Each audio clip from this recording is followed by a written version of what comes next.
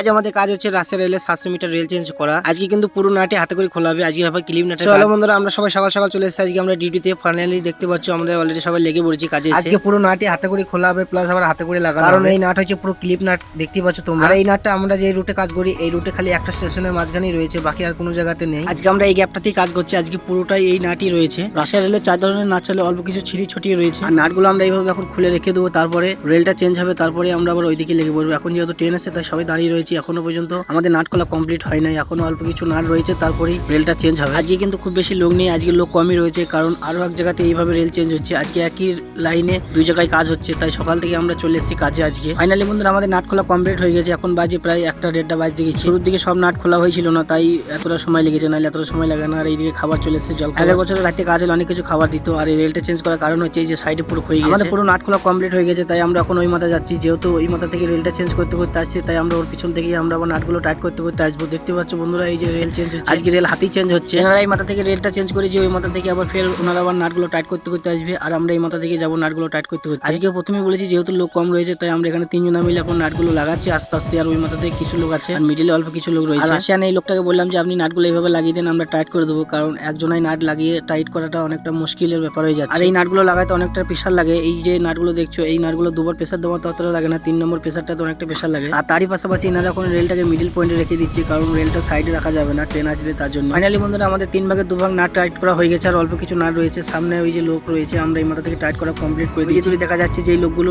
রেলটা change করেছিল, সেই লোকগুলো আবার নাটগুলো টাইট করতে করতে আসছে। ফাইনালি আমাদের পুরো কাজ কমপ্লিট আজকের মতন।